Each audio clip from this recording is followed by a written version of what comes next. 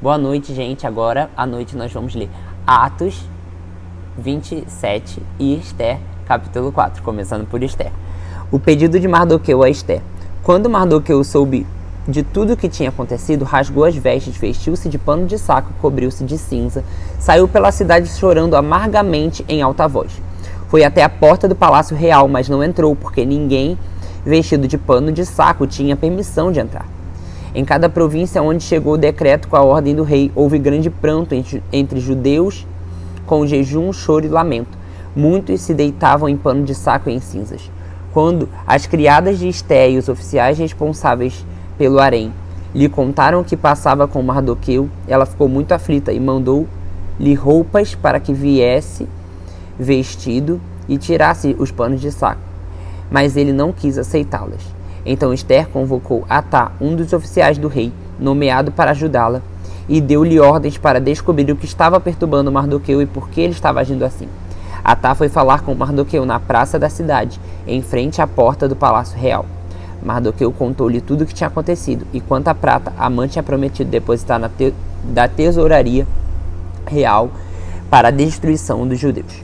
Deu-lhe também uma cópia do decreto que falava do extermínio que tinha sido anunciado em Suzã, para que ele mostrasse a Esther e insistisse com ela para que fosse à presença do rei, implorar misericórdia e interceder em favor do seu povo.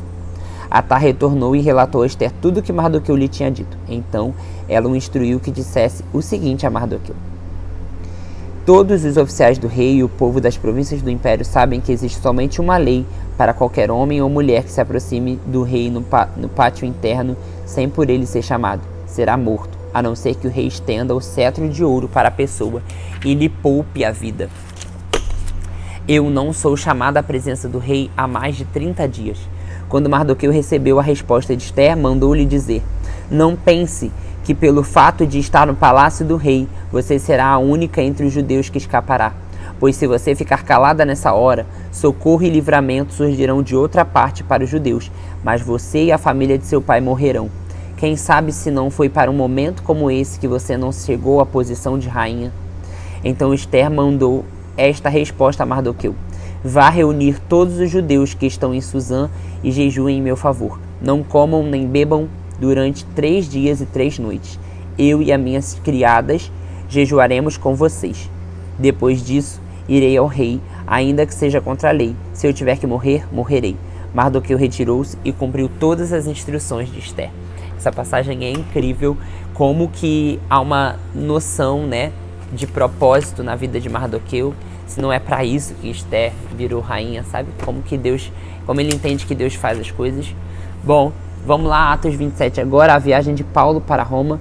Quando ficou decidido que navegaríamos para a Itália, Paulo e alguns outros presos foram entregues a um centurião chamado Júlio, que pertencia ao regimento imperial. Embarcamos num navio de Adramítio, que estava em partida para alguns lugares da província da Ásia. Saímos ao mar, estando conosco Aristarco, um macedônio de Tessalônica. No dia seguinte, ancoramos em Sidom, e Júlio, num gesto de bondade para com Paulo, permitiu que fosse ao encontro de seus amigos para que estes suprissem as suas necessidades. Quando partimos de lá, passamos ao norte de Chipre, porque os ventos estavam contrários.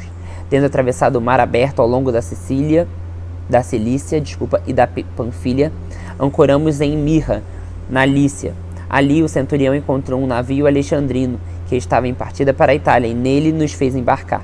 Navegamos vagarosamente por muitos dias e tivemos dificuldade de chegar a Cinídio, não sendo possível prosseguir em nossa rota devido a ventos contrários. Navegamos ao sul de Creta, de fronte de Salmona, costeamos a ilha com dificuldade e chegamos a um lugar chamado Bons Portos, perto da cidade de Lazéia. Tínhamos perdido muito tempo e agora a navegação se tornara perigosa, pois já havia passado o jejum. Por isso, Paulo os advertiu: senhores, vejo que a nossa viagem será desastrosa e acarretará grande prejuízo para o navio, para a carga e também para a nossa vida. Mas o centurião, ao invés de ouvir Paulo, seguiu o conselho do piloto e do dono do navio. Visto que o porto não era próprio para passar o inverno, a maioria decidiu que deveríamos continuar navegando com a esperança de alcançarmos Fenícia e ali passar o inverno. Este era o porto de Creta, que dava para sudeste e noroeste. Começando a soprar suavemente o vento sul, eles pensaram que havia obtido o que desejavam. Por isso, levantaram âncoras e foram navegando ao longo da costa de Creta. Por pouco tempo depois, desencadeou-se na ilha um vento muito forte chamado Nordeste. O navio foi arrastado pela tempestade, sem poder resistir ao vento. Assim, cessamos as manobras e ficamos à deriva, passando ao sul de uma pequena ilha chamada Clauda. Foi com dificuldade que conseguimos recolher o barco salva-vidas. Levantando-o, lançaram mão de todos os meios para reforçar o navio com cordas, e tremendo que ele encalhasse nos bancos de areia de Sirte, baixaram as velas e deixaram o navio à deriva. No dia seguinte, tendo violentamente castigado por uma tempestade, começaram a lançar fora a carga. No terceiro dia, lançaram fora com as próprias mãos a armação do navio. Não aparecendo nem sol nem estrelas por muitos dias, continuando a abater-se contra nós tempestade, finalmente perdemos toda a esperança de salvamento. Visto que os homens tinham passado muito tempo sem comer, Paulo levantou-se diante dele e disse: Senhores, deviam ter aceitado meu conselho e não partir de Creta, pois assim teríamos evitado esse dano e prejuízo. Mas agora recomendo que tenham coragem, pois nenhum de vocês perderá a vida, apenas o navio será destruído. Pois ontem à noite apareceu-me um anjo de Deus, a quem pertenço, a quem adoro, dizendo-me: Paulo, não tenha medo, é preciso que você compareça perante César. Deus, por sua graça, deu-lhe a vida de todos os que estão navegando com você. Assim, tenha ânimo, senhores. Creio que Deus está conosco e acontecerá conforme foi dito. Devemos ser arrastados para alguma ilha. Na 14ª noite, ainda estávamos sendo levados para um lado e por outro, no mar Adriático, quando, por volta da meia-noite, os marinheiros imaginaram que estavam próximos à terra. Lançando a sonda, verificaram que a profundidade era de 37 metros. Pouco tempo depois, lançaram novamente a sonda e encontraram 27 metros. Temendo que fossem jogados contra as pedras, lançaram 4 âncoras da polpa e faziam preces para que amanhecesse o dia. Tentando escapar do navio, os marinheiros baixaram barcos salva-vidas no mar, e a pretexto de lançar âncoras da proa. Então Paulo disse ao centurião e aos soldados: Se estes homens não ficarem no navio, vocês não poderão salvar-se. Com isso, os soldados cortaram as cordas que prendiam o barco salva-vidas e deixaram cair. Pouco antes do amanhecer, Paulo insistia que todos se alimentassem, dizendo: Hoje faz 14 dias que vocês têm estado em vigília constante sem nada comer. Agora eu os aconselho a comer algo, pois só assim poderão sobreviver. Nenhum de vocês perderá um fio de cabelo sequer. Tendo dito isso, tomou o pão e deu graças diante de Deus e todos, então partiu e começou a comer. Todos se reuniram e comeram também.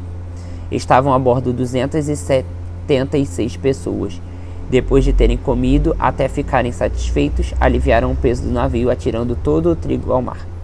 Quando amanheceu, não reconheceram a terra, mas viram uma enseada em uma praia, onde decidiram conduzir o navio se fosse possível. Cortando as cordas, deixaram-nas no mar, desatando ao mesmo tempo as cordas que prendiam os lemes. Então, alçando a vela da proa ao vento, dirigiram-se para a praia, mas o navio encalhou num banco de areia, onde tocou o fundo. A proa encravou-se e ficou imóvel, e a polpa ficou quebrada pela violência das ondas. Os soldados resolveram matar os presos para impedir que algum desses fugisse, jogando-se ao mar. Mas o centurião queria poupar a vida de Paulo e os impediu de executar o plano. Então ordenou os que sabiam nadar que se lançassem primeiro ao mar em direção à terra. Os outros teriam que salvar-se em tábuas e pedaços do navio. Dessa forma, todos chegaram a salvos à terra. É isso, amanhã nos vemos pela manhã para mais 2 capítulos.